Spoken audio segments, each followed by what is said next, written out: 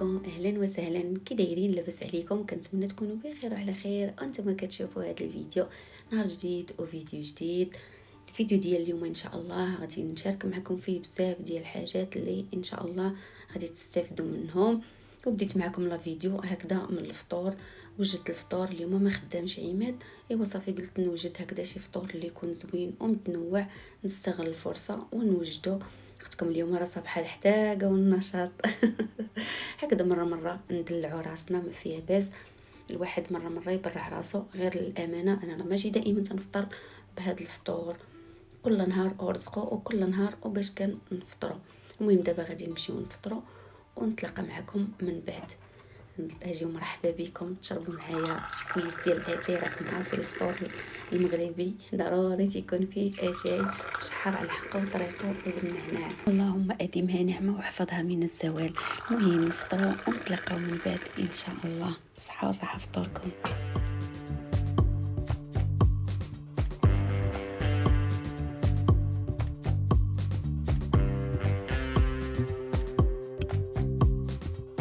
ومن بعد ما فطرنا الحمد لله والشكر لله، فجيت مباشره بديت هكذا في الشغيلات ديال الدار. وبديت اول حاجه ببيت النعاس. بغيت اليوم نبدل لي زور الناموسيه وغادي نوريكم الطريقه اللي كنعتمدها انا وكندير الشغيلات ديال الدار بلا تعب بلا مجهود. بالنسبه للطريقه اللي كنعتمدها انا هكذا منين كنبغي نبدل لي زور، اول حاجه كندير كنحيد هذوك الغشيان ديال المخاد، تنحيد هذوك لي زور من فوق الناموسيه وتنديهم نديرهم في لاماشين هكذا يتصبنوا صافي. وتنخلي السراج محلولين، هذوك راه ديجا حليتهم منين فقت حليتهم، هما اول حاجه باش هكذا كيتهوى البيت صافي. وهذيك المطله ديال الناموسيه صافي غادي نخليهم كيتهواو وغادي نكمل الشغيلات ديال الدار صافي. درت هذوك لي زور في لا ماشين يتصبنوا. ودابا غادي ندوز باش نمسح الغبره. بالنسبه للغبره اعتمدت هذا البرودوي ديال الزاج. تنعتمدوا الصراحه في بزاف ديال الحاجات، ماشي غير في الزاج بوحدو صافي. غادي نمسح اليوم مثلا غادي ندير واحد التنظيف اللي عميق هكذا الغرفه. اما هاد الايام اللي ما تنكونش نبدل لي زور ما تنديرش تنظيف عميق ندوز هكذا غير هذاك السويفر على الغبره وصافي.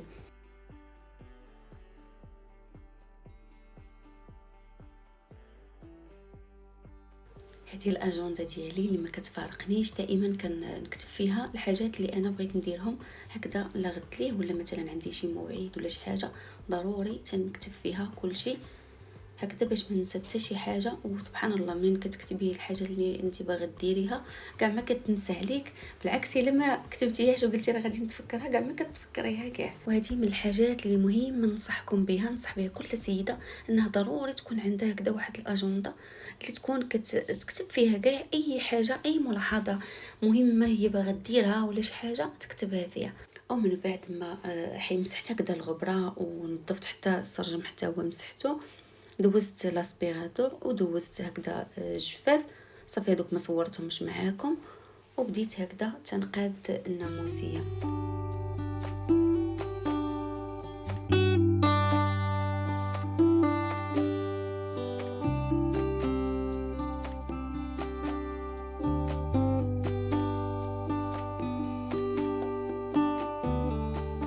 ومن بعد التنظيف تجي المرحله ديال التعطير. وبغيت نشارك معكم هذا المعطر ديال الخزامه. بالنسبه ديال الخزامه انا كتعجبني النسمه ديال الخزامه، زوين. جبته معايا من الطاليان، زوين. شريته من مارين ناود. المهم الناس اللي ساكنين في ايطاليا ولا اللي حداهم مارين ناود في شي دوله فيه سميتو راه كاين فيها هذا المعطر الجو غزال. عطرت بيه، الريحه ديالو زوينه.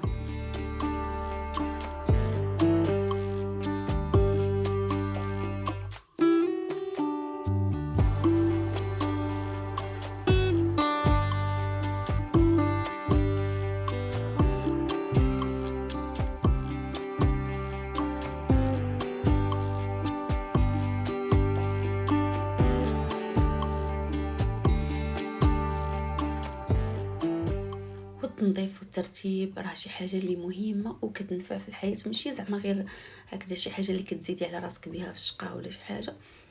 راه الا كنتي منظمه وقتك ومرتبه، كل حاجه شاده بلاصتها كيف تنقولوا عندك في الدار، فراه تكوني تتشقاي زعما باريحيه. واخا ديري بزاف ديال الشغال في نفس الوقت ما كتعبي ما حتى شي حاجه. بالنسبه لهاد القريعات هادو هما هادوك اللي كنكون دايره فيهم ديك المؤونه، بحال لي بات، بحال الروز، بحال الشعريه، بحال القطانيه، الحماص، العدس، الفول، كلشي.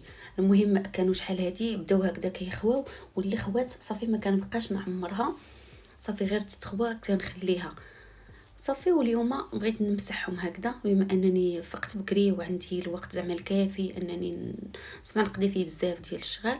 فهكذا راني جبت هذيك السوبيره كيف ما شفتوا، ودرت فيها هذوك ورق الرند او عصير سيدنا موسى، درتهم فيها وصافي. وغادي ندوز عليهم هكذا كلهم واحد الزيف هكذا، نمسحهم مزيان وعاد نعمرهم.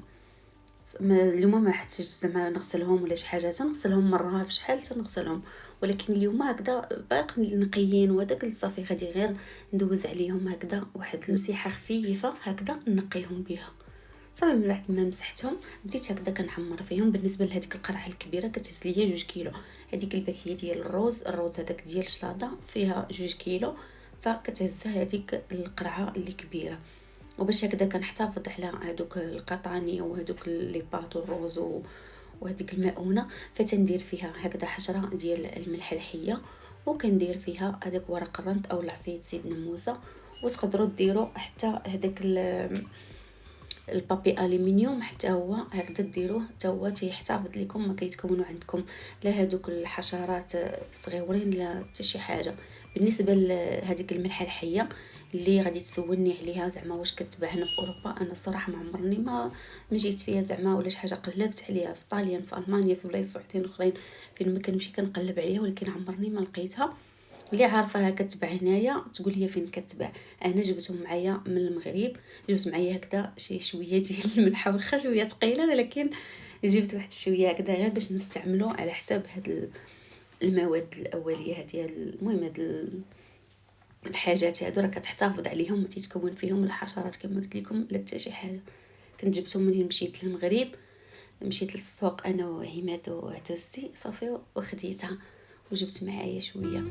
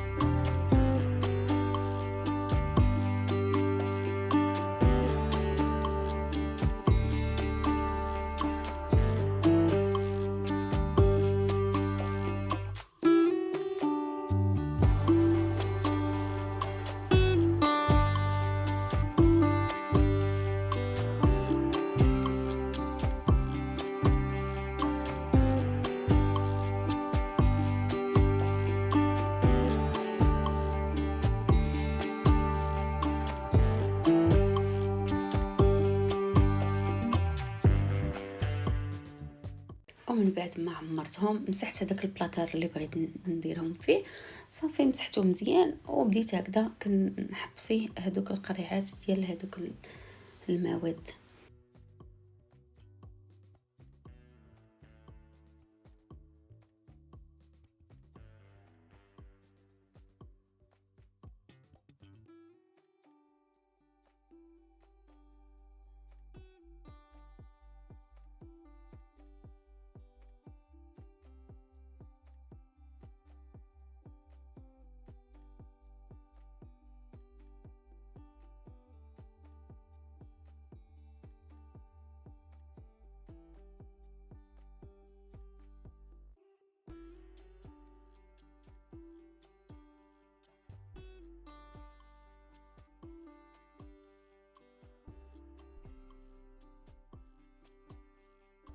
عمرت حتى هاد القريعات هكذا كندير فيهم الدقيق، وحده كندير فيها دقيق الفورس، وحده كندير فيها دقيق الفينو، وحده كندير فيها دقيق القمح الكامل.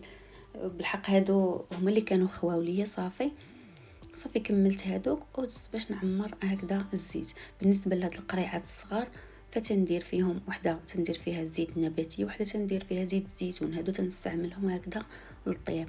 وهذيك القرعه الكبيره بما انني تنجيب 5 لتر هكذا ديال زيت الزيتون اللي كنطيب به، فتنعمر هاد القرعه هكذا كبيره، هي اللي كنحطها هكذا في الكوزينه كتكون قريبه ليا.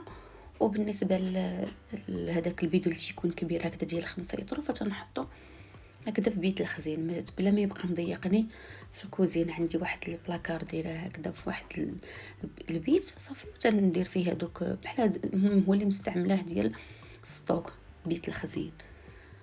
صافي كملت هذوك ودزت باش نمسح هاد القريعات حتى هما راكم عارفين ضروري خصك دوزي عليهم.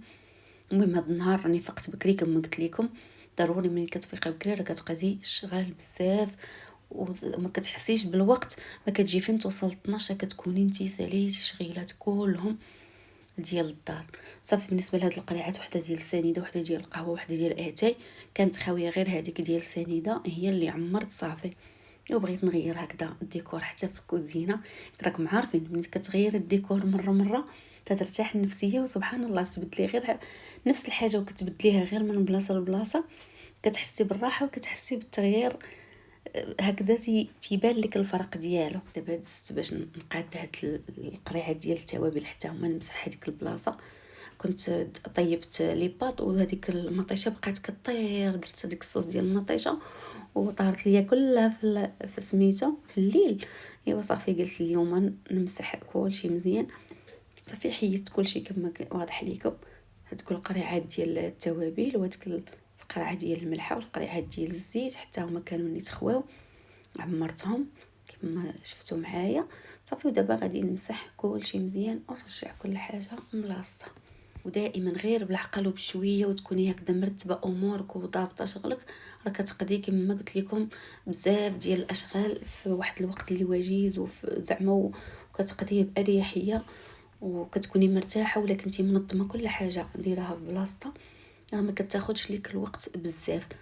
صافي تتكوني ضابطه الامور ديالك راه ما كتحسيش كاع بالعيا. صافي هاد القريعات تاهما ديال التوابل تاهما غادي ندوز عليهم هكذا مزيان.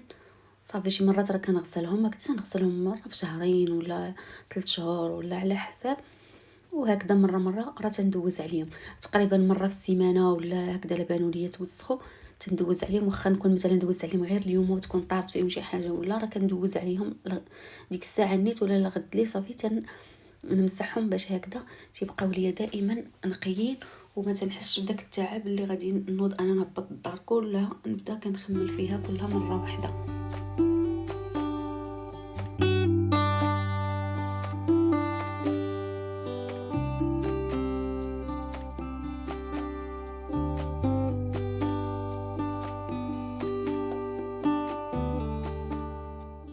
ساليت الشغيلات ديال الدار الحمد لله وطيبت الغداء تغدينا وارتحيت ايوا صافي دابا وصلت العشيه وقلت نصايب هكذا واحد الكيكه نديرو بها هكذا الكوتي وقلت نصورها لكم، خصوصا ان مقاديرها ساهلين وهي سهله في التحضير ولكن البنه راه كتجي لذيذه. المهم بالنسبه للمكونات غادي نخليهم لكم مكتوبين في صندوق الوصف، ولكن غنقولهم لكم دابا هكذا بعجاله. درت 2 ديال البيضات، قبيصه ديال الملحه، ساشي ديال الفاني و80 غرام ديال السنيده. صافي طربتهم مزيان وزدت عليهم 60 ملي ديال الزيت النباتيه و80 ملي ديال الحليب. صافي طربتهم حتى هما مزيان وضفت عليهم 160 غرام ديال دقيق الفورس وساشي ديال خميره الحلويات من وزن 16 غرام. صافي طربت كل شيء مزيان ودهنت واحد البول. غادي نخلي لكم العبار ديالو في صندوق الوصف مع المقادير. دهنته هكذا بالزيت ورشيته بشويه ديال الدقيق صافي وخويت فيه هذاك الخليط. غادي ندخل هاد الكيكه طيب في الفران على درجه الحراره 180 لمده تقريبا غتاخذ لكم من 35 دقيقه حتى ل 40 دقيقه. بالنسبه لي انا عندي الفران فيه المروحه فتنشعل النار من الفوق ومن التحت وزينته هكذا بشويه ديال اللوز كونكاسي من الفوق وبحبيبات ديال الشوكولاط. بالنسبه للتزيين من الفوق تيبقى اختياري. من بعد ما طابت الكيكه خليتها شويه في الفران حتى بدات هكذا كتبرد شويه. لاحظتوا راني هزيت المول هكذا بيدي ولكن راه ما سخونش بزاف. صافي غادي نخليها حتى تبرد تماما مزيان، وغادي ندوز نصاوب واحد الصوص باش غادي نديرها فيها لداخل، باش غنحشيها لداخل بهذا الصوص. درت معلقه ديال النشا، ودرت معاها معلقه ونص ديال الكاكاو المر، ودرت معاها ربعه ديال الحليب وشويه ديال السكر، تقريبا واحد المعلقه ديال السكر سنيده. درتهم حتى تغلاو عقلت هذيك الكريمه، وضفت عليها واحد 50 غرام ديال الشوكولات اقراص او لا داك الشوكولات المهم. صافي حتى داب. ودرت هذيك الكيكه من بعد ما بردات، خاصها ضروري تكون بارده مزيان. قسمتها من النص ودرت في هذاك النص اللي تحت درت فوق منه هذيك الكريمه، وغطيته بهذاك النص اللي من الفوق. صافي وغادي نخليها حتى تبرد مزيان وتشرب هذيك الصوص، تجي زوينه. هذيك الصوص فيها لداخل تجي زوينه، وهي راه واخا ما نديروش فيها حتى الصوص راه تجي لذيذه ورطبه وهشيشه. كما قلت لكم المقادير غادي نخليهم لكم مكتوبين في صندوق الوصف ان شاء الله. هذا هو الشكل النهائي ديالها. هانتوما شوفوا كيفاش كتجي، راه كتجي زوينه رطبه وهشيشه. انا غادي نقطعها معكم باش تشوفوا حتى من الداخل كيفاش كتجي. تيجيو هذوك الطبقات زوينين مفرزين، تجي طبقه ديال الكيكه وطبقه ديال هذيك الكريمه وطبقه ديال الكيكه، والمذاق راه تيجي زوين. وتقدروا تنسموها باي نسمه بغيتو، الا ما بغيتوش تكتفيو غير بالفاني. هانتوما شوفوا الشكل ديالها كيفاش كتجي من الداخل، راها كتجي لذيذه. غير جربوها راه غادي تعجبكم. غادي نخلي لكم كما قلت لكم المقادير مكتوبين في صندوق الوصف. وكان هذا هو الفيديو ديال اليوم، تنتمنى يكون نال الاعجاب ديالكم. وإلا عجبكم الفيديو وصل لعدد كبير من لي لايك، بارطاجيوه مع الاصدقاء مع الاحباب. نتلاقاو في الفيديوهات الجايين ان شاء الله، وما تنساونيش دائما من التعاليق ديالكم اللي تنقراهم كلهم. خليت لكم الراحه. السلام عليكم.